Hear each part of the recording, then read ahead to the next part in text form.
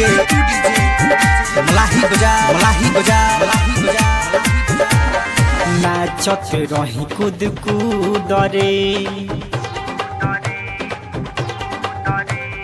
कैले बादेहिया यसुधरे नाचत रही कूद कूद रे कहले बादेहिया यसुधरे दिले बा हमारा कमर में दर्द रे मलाही वाला मरद रे मोतिहारी वाला मरद रे तनिको ना बुझलस बाबे नि दर्द रे मलाही वाला मरद रे मोतिहारी वाला मरद रे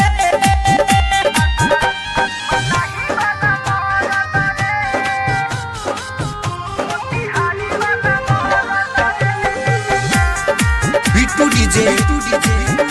मलाही बजा मलाही बजा मलाही बजा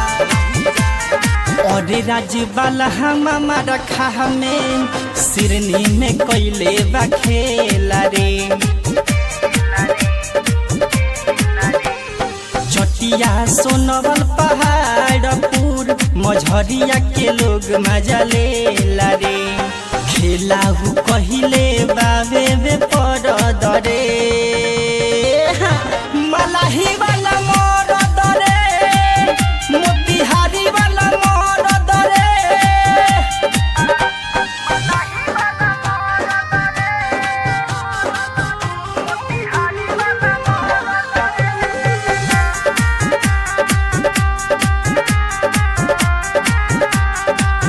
हमरा गलिया पदा हाथ हलवले हेबा हैसु घर जवानी जुठियवले बा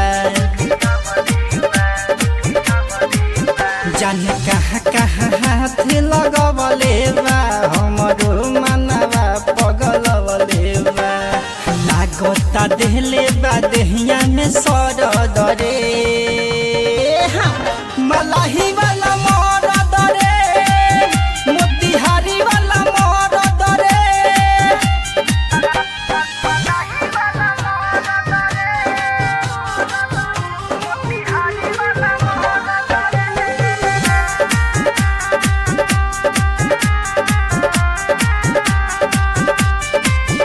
राइटर सोनेलाल दिलीप राजा डीजे नीरज हमके पोहावेले संजय सुनील बाल की सुन ऋषिकेश पन सौरा उड़ावेले साजन सजीला छापेला हरद रे मलाही वाला मरद रे मोतिहारी वाला मरद रे बिट्टू डीजे मलाही बाजार मंदिर के पीछे।